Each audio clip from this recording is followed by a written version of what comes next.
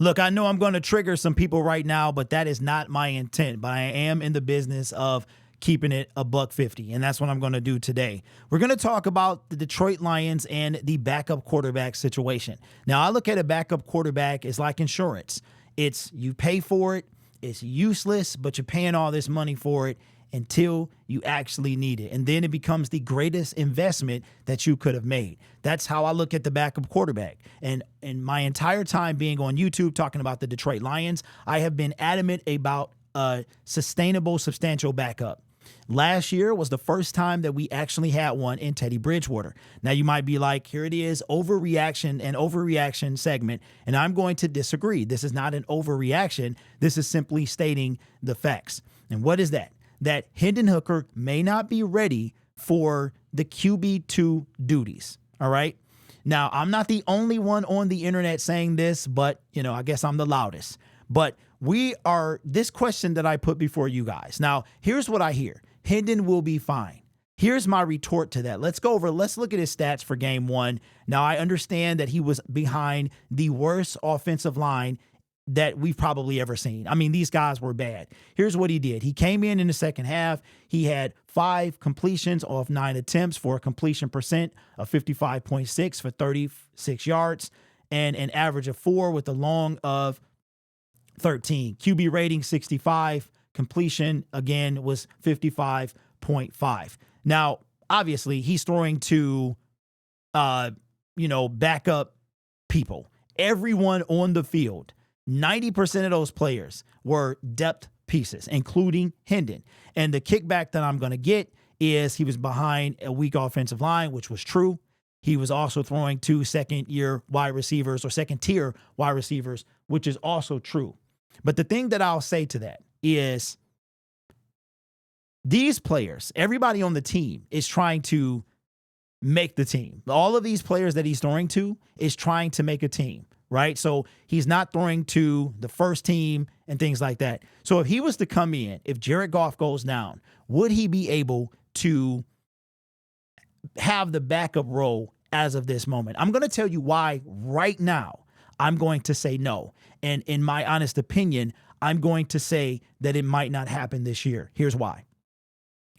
Hendon Hooker has 8. And this is one of the negative things about taking the preseason games away. If the NFL goes to 18 games on the season, that will leave 2 preseason games, which in cases like Hendon Hooker and guys trying to make the team, that will take opportunities away from them, which will put more importance on alternate football leagues like the UFL. But here's the deal. Hendon Hooker played half. He was supposed to play half of the game.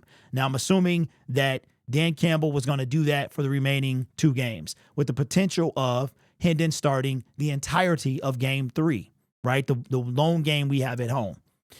Then he was concussed, goes out, makes 9 attempts, 5 completions.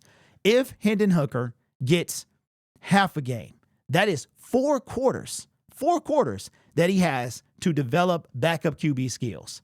Now you're talking about coming in, getting either thrust in an injury situation or something happens, he gets time to prepare for the next team, right?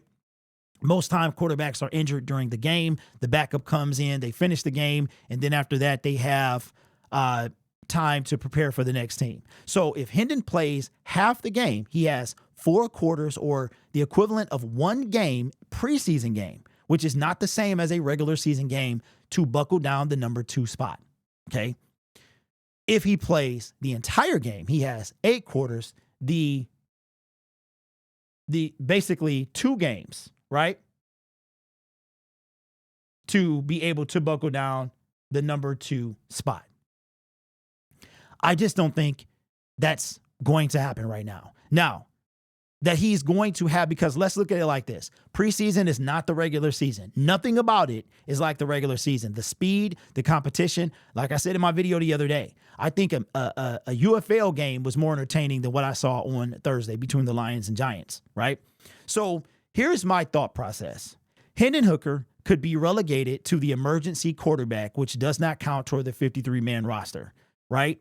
He could also learn behind a guy like Ryan Tannehill, which is exactly what he could have done behind Teddy. He probably was doing it, but the difference between Teddy and Ryan is that Ryan will have an opportunity to actually be able to see Hendon on the field. Whereas Teddy, it was a mental thing that maybe Teddy could help these guys. And imagine, look at what Teddy did for Jameson Williams. A lot of Jameson Williams' growth, he contributes to Teddy Bridgewater, spending that time with him. And remember, Teddy said he wanted him to live up to his greatness, right? Paraphrasing here. So my thing is, bring in a guy like Ryan Tannehill. There's nobody really left. Tannehill's a free agent sitting on the couch waiting to be caught, as opposed to a guy like Taylor Heineke we would have to trade for. So bring in him to be able to mentor Hendon on what it would be like to be the backup. Now, a lot of you guys think Hendon is, quote, our future. I'm going to disagree with that. Jared Goff and Hendon Hooker are not only just 3 years apart in age, Jared Goff's contract will outlast Hendon. Hendon only has 3 years left. Jared has more than that. So the odds of Hendon being here after Jared are super low, especially if this guy doesn't even take the field. Now, this is not a hate on him. This is not a knock on him. But what is the one thing that Hendon Hooker does not have? What I hear is, Derek, he needs time. Well, he doesn't have that. He does not have time because Hendon has 0 real game experience in the NFL. He has a total of 9 passes. We don't even know if he's going to play. And even if he does play 2 full games, you mean to tell me that in 8.2 quarters, we're going to say that this guy is ready. And we're talking about preseason football, not actual in-game regular season football. That after 8.2 quarters, this guy is ready to be the backup quarterback. Now, again, let's tie this back to the beginning of the video. What is the purpose of a backup quarterback? Why should you invest in one? Let me remind you of insurance. It's a waste of money until you need it, right? So let's talk about waste of money. Remember Tim Boyle, David Blau, which I think David was better than Tim. Remember Dan Orlowski? Do you guys remember Chase Daniel? You remember Matt Castle? Remember in 2019 when our former quarterback went down and we could not win a game with the backup quarterback? His name was David Blau. Kenny Galladay's last year, all that stuff, it might have been the next year. Couldn't win a game. They even would buy, the Ford family would buy David Blau a truck, an F-150, if he was able to win a game. He was not. Remember, Stafford went out with his back. So this is an investment. Most people who run businesses make it an investment. We need to make an investment in a backup quarterback. Now, the guy that I'm thinking about is Ryan Tannehill. Ryan Tannehill they drafted Malik Willis, the Tennessee Titans, the year before. He didn't work out. They took Will Levis. They inserted him, and it looks like, it doesn't look like it. It is. It is his job now. Tannehill is not in the NFL at this moment, okay?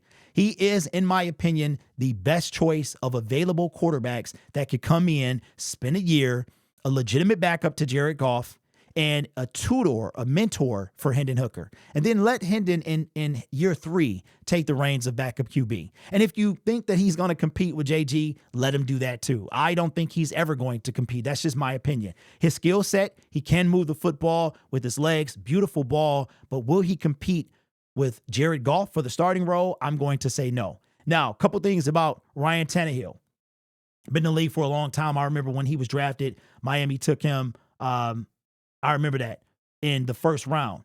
So you're going to he spent, 6 years in Miami and then 5 years in Tennessee. This is the year he was pulled. Played 10 games, had, where we at? These are completions. Threw for 16, had 4 touchdowns and 7 interceptions. This is probably what got him pulled. Now, here's the thing that I am probably going to debate. According to Spot Track, his market value is almost $8 million.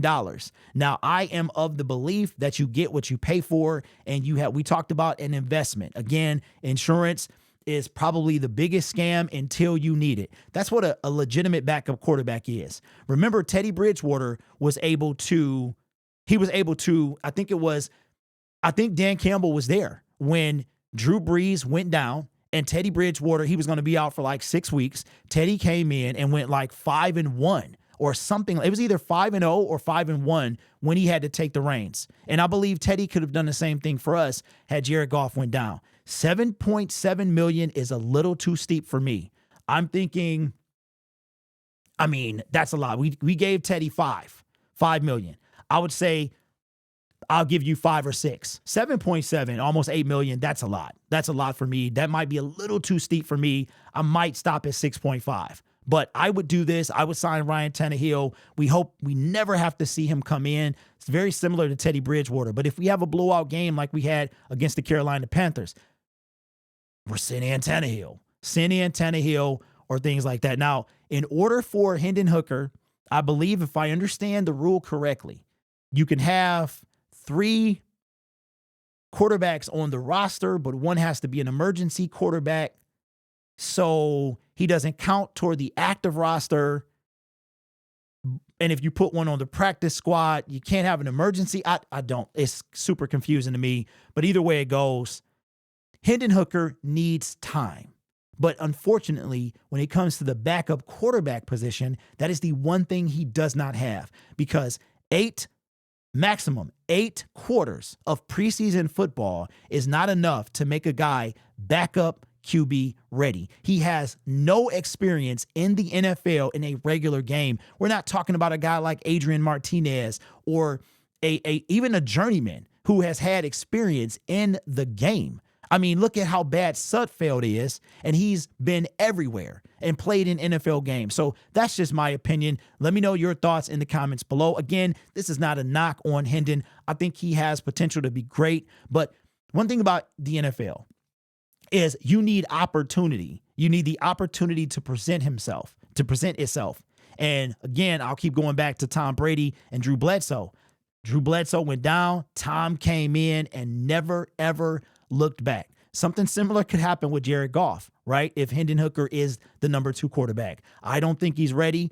Let me know what you think down in the comments below. Remember, this channel is brought to you by viewers, subscribers, and members just like you. We are about 10 subscribers away from a 21.5 subscribers, so that's an exciting time. Also, it looks like this is my first video that I'm really remembering. It looks like right now, I don't want to speak too soon, but I don't believe in jinxes, but still, the NFL and YouTube, it looks like they might not be blocking our stream. So that is a great, great thing. Hopefully it stays that way. We had a great turnout, the biggest stream that I've had in over a year, because I was able to be found. So hopefully it keeps on like that and we can still have some fun as we're streaming. So let me know your thoughts, man, in the comments below. You guys are awesome. Take care of yourself and each other. And as always, go Lions.